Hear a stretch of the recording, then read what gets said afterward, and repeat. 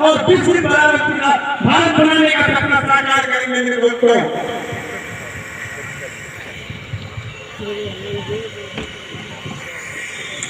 साथियों, मैं संजय सिंह राणा राष्ट्रीय अध्यक्ष की हैसियत से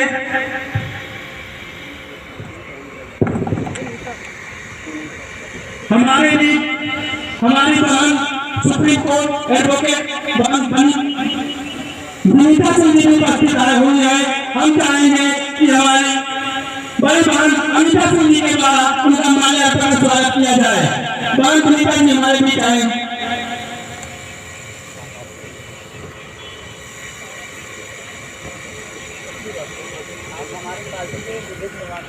हमारी पार्टी की भी सलाहकार भी हमारी अमिता सिंह जी।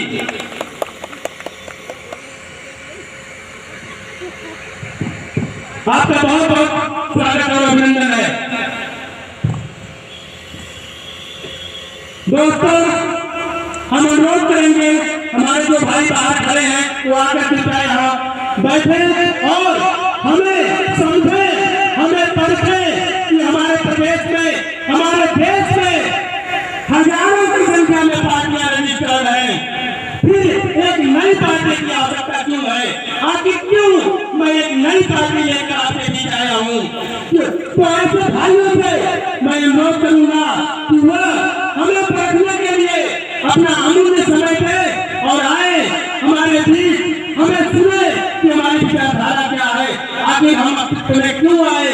हम हमारे देश में मुद्दे की तरफ फैली हुई पार्टियों में इस झुंड में एक और इजाफा क्यों किए हैं? तो मैं अपने ऐसे भाइयों से यह बताना चाहूंगा कि ऐसी जो भी पार्टियां हैं हमारी आजादी के बाद से, जितनी पार्टियों ने, जितनी भी पार्टियों ने हम पर राज किया है, क्या कोई भी एक पार्टी बता दीजिए वो आपके बच्चों की शिक्षा के लिए, आपके चिकित्सा के लिए, आपके मौलिक अधिकारों की रक्षा के लिए, न्याय के लिए और युवाओं के रोजगार के लिए निस्वार्थ भाव से आपके बीच कोई घोषणा करती है, अपने मैनिफेस्टो में शामिल करती है? नहीं मेरे साथियों, ये दिल पर हाथ रखकर आप सोचिए। तो मैं कह रहा हूँ, जो उद्देश्य लेकर के मैं आया हूँ आपके बीच, आपके बच्चों को 100% गुणवत्ता पर मुफ्त शिक्षा दिलाने का उद्देश्य लेकर के आया हूँ। क्योंकि देश वही तरक्की कर सकता है, देश वही विकसित हो सकता है जहाँ के बच्चे 100% गुणवत्ता पर शिक्षा से सुशिक्षित हो, शिक्षित हो। जिस देश का युवा पूर्ण रूप से स्वस्थ हो, जहाँ युवाओं को रोजगार के लिए लाठियां न खानी पड़ती हो, जहाँ न्याय के लिए अपना सर्वस्व न बेचना पड़ता हो और पूरी जिंदगी लग जाती है लेकिन हमें न्याय नहीं मिलता। ऐसी व्यवस्था के खिलाफ, ऐसी व्यवस्था को बदलने के लिए यह आपका छोटा भाई संजय सिंह राणा आपके बीच उपस्थित हुआ है और आपको आपसे बार-बार अनुरोध करता चला आया है पिछले 12 वर्षों से कि आप जागरूक हो, अपने अधिकारों के लिए लड़ाई लड़े।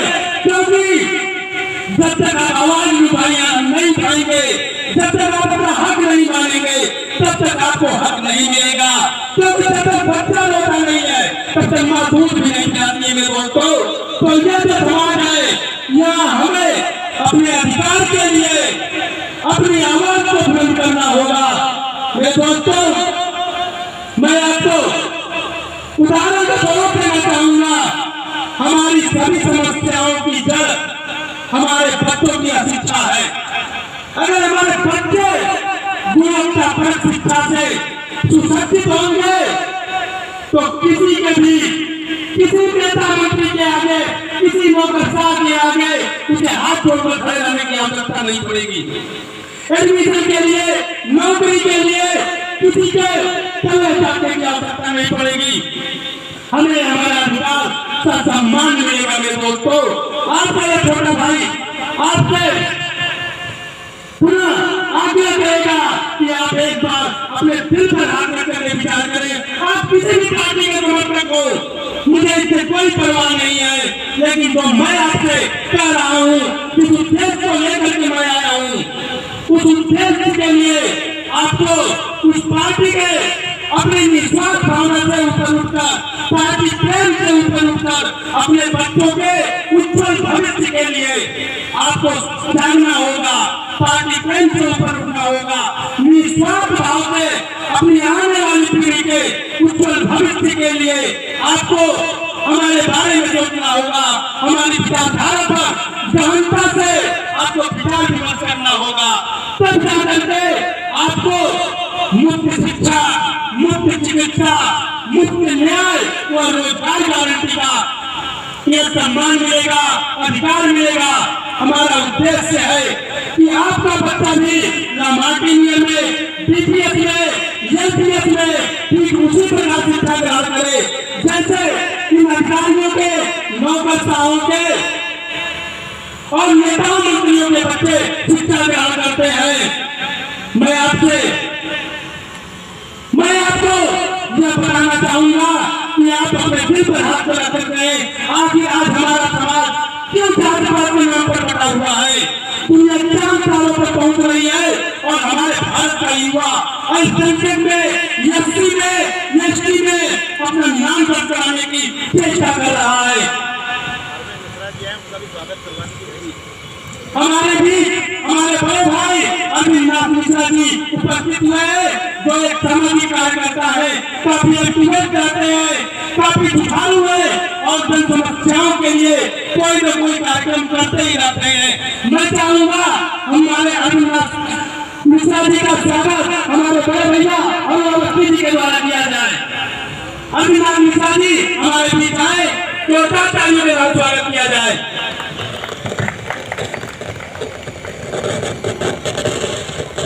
आपका डबल स्वागत करेंगे हम। आइए।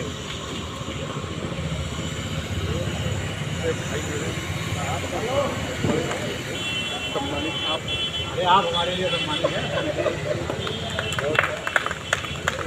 बहुत बहुत स्वागत है हमारे बड़े भाई अभिनाथ मिश्रा जी का। भारतीय जनता पार्टी परिवार तहे दिल से आपकी आभारी है कि आप लोग अपना अमूल्य समय निकालकर हमारे इस कार्यक्रम में उपस्थित हुए। दोस्तों, हमारी भारतीय सर्वधर्म पार्टी का गठन हुए अभी मात्र 1.25 साल हुए हैं।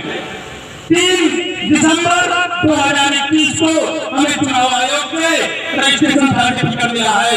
इन अल्प समय में हमारी पार्टी लगभग उत्तर प्रदेश के 10 किलोमीटर अपना विस्तार कर चुकी है।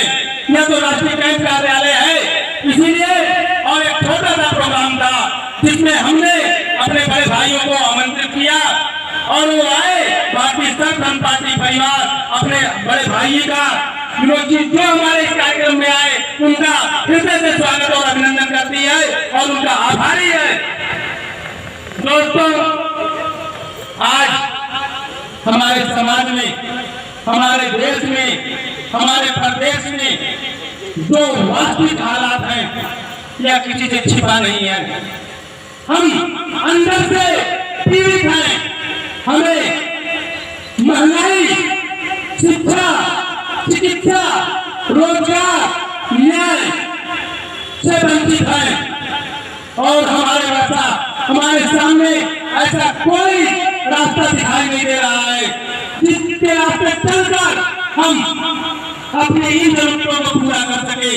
हर नेता चुनाव के समय हमें दिखाई देता है, लेकिन चुनाव संपन्न होने के बाद वह किसी की तरह गायब हो जाता है। तो आखिर हम अपने को बार बार ठगा क्यों महसूस करें? क्यों बार बार ठगा हुआ महसूस करते हैं? सिर्फ इसलिए कि हम जाति से ऊपर उठकर नहीं देख सकते। हम अपनी जात का नेता चुनते हैं, हम काबिल नेता नहीं चुनते हैं, हम अपनी जात का नेता ढूंढते हैं। कौन अल्पसंख्यक समाज से है, कौन क्षत्रिय समाज से है, कौन ब्राह्मण समाज से है, कौन वैश्य समाज से है, कौन शूद्र समाज से है, कौन हिंदू है, कौन मुसलमान है, कौन सिख है, कौन ईसाई है। लेकिन मेरे दोस्तों, आजादी हमारी गवाह है। आजादी की लड़ाई हम सब ने मिलकर लड़ा था। वहाँ कोई हिंदू मुसलमान सिख ईसाई नहीं था, हम सभी भाई भाई थे। उंगली उठाना आसान है, लेकिन आजादी के लिए, महापुरुष बनने के लिए जो त्याग और बलिदान देना पड़ता है वह हर किसी के बस की बात नहीं है।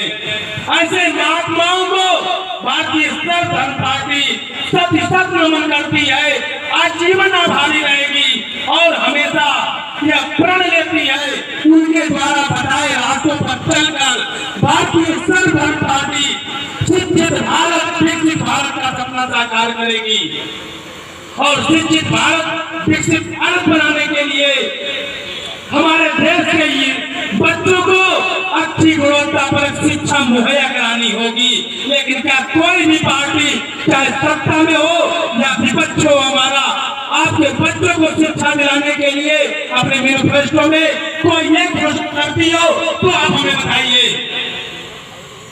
आपका यह छोटा भाई संजय सिंह राणा शिक्षा के नाम पर, चिकित्सा के नाम पर लखनऊ के बड़े बड़े निजी संस्थानों के खिलाफ लंबे कदम चुका है, चाहे वो मेव अस्पताल हो, चाहे वो लारी हो, चाहे वो केजीएमयू हो, चाहे वो लोहिया हो, चाहे अन्य कोई नहीं हो। शिक्षा, चिकित्सा, रोजगार हमारी प्राथमिकता है मेरे दोस्तों, और यही वो रास्ता है जिस पर चलकर हमारा भारत वर्ष विश्व गुरु बनेगा। मेरे दोस्तों, आपको भी अपने अधिकारों को जानना होगा, क्योंकि हमारा भारत वर्ष सबसे युवा देश आज के समय में है और किसी भी देश के विकास की बागडोर उस देश के युवाओं के हाथों में होती है और हमारा युवा ही आज हमारी पार्टियों के द्वारा विभाजित किया गया है, उसे जातिवाद के नाम पर बांटा गया है, उसे मंदिर मस्जिद के नाम पर बांटा गया है। ऐसे युवाओं का आपका यह छोटा भाई संजय सिंह राणा उनसे अनुरोध करना चाहेगा कि देश पहले है, देश से बड़ा कुछ नहीं है। चाहे कोई पार्टी क्यों ना हो, अगर वह देश के विपरीत जा रही है तो हमें उसका विरोध करना चाहिए। हमें सरकार से, चाहे वह सरकार हो, चाहे कोई नेता हो, चाहे वह राजनेता हो, चाहे नौकरशाह हो, अगर वह हमने उनसे सवाल करने की हिम्मत लानी होगी। यह नहीं देखना होगा कि वह किस पार्टी का समर्थक है, हम किस पार्टी के समर्थक हैं। देश हित में, अपने प्रदेश के हित में, अपने गांव समाज के हित में अगर जब हम पूरी तरह से निस्वार्थ भाव से उत्तरदायी होंगे तभी जाकर के इस देश को एक नया आयाम दे सकेंगे। मेरे साथियों, ऐसी सोच के साथ यह भारतीय सर्व धर्म पार्टी आज आपके सामने आई हुई है और अपने देश के युवाओं से हाथ जोड़कर अनुरोध करती है कि आप आगे आए और हमारे भारत वर्ष को विश्व गुरु बनाने में अपना सपना साकार करें। अपने भारत वर्ष को विश्व गुरु बनाए कि हमारे आने वाली पीढ़ी जो कठिनाइयों का सामना हम कर रहे हैं उसे हमारे आने वाली पीढ़ी न उठाए। मैं आपको बताना चाहूंगा, आज हम सबसे ज्यादा पीड़ित है तो अपने बच्चों की शिक्षा को लेकर के। अगर हम 10,000 रुपए महीने कमा रहे हैं तो उसमें से अगर हमारे पास 1-2 बच्चे हैं तो उसकी पढ़ाई का भी खर्चा हम नहीं उठा सकते हैं, क्योंकि किसी साधारण से स्कूल में भी अगर हम डालते हैं प्री नर्सरी का तो 3,000 रुपए से नीचे किसी प्री प्राइमरी नर्सरी की फीस नहीं है। अगर मैं गलत कह रहा हूं तो आप बताइए। तो ऐसे में हम क्या करके भी अपने बच्चों को अच्छी गुणवत्ता पर शिक्षा नहीं दे पाते हैं। तो इसीलिए आपका छोटा भाई संजय सिंह राणा अपने 12 वर्षों के संघर्ष के दौरान इस बात को प्रमुखता से जाना, समझा और विचार करने के बाद अपने देशवासियों को एक नया रास्ता, एक नया प्लेटफॉर्म देने के लिए, युवाओं को राजनीति की तरफ लाने के लिए, उन्हें सिर्फ और सिर्फ डॉक्टर, इंजीनियर, IAS, IPS तक उनकी सोच को सीमित न करने के लिए, उन्हें संविधान निर्माता बनाने के उद्देश्य से इस भारतीय सर्व धर्म पार्टी का गठन किया कि हमारे युवा जिन्हें कोई राजनीतिक प्लेटफॉर्म नहीं मिल रहा है, क्योंकि हमारे युवाओं को कोई भी राजनीतिक पार्टी टिकट नहीं देती है, क्योंकि आज की राजनीतिक पार्टियां तानाशाहों को, माफियाओं को, करोड़पतियों को, अरबपतियों को, पीढ़ी दर पीढ़ी मंत्री बनने वाले को, बच्चों को ही टिकट देती हैं। हमारे उन युवाओं को जिनमें राजनीतिक महत्वाकांक्षा कूट कर भरी हुई है, जिनमें कुछ कर गुजरने की महत्वाकांक्षा है, जज्बा है, किंतु अपने संसाधनों की कमी के कारण वे कुछ कर नहीं पा रहे हैं, उन्हें उचित प्लेटफॉर्म नहीं मिल रहा है। ऐसे युवाओं को उचित प्लेटफॉर्म देने के लिए भारतीय सर्वधर्म पार्टी अस्तित्व में आई है और अपने भी अन्य क्षेत्रीय पार्टियों का आह्वान कर,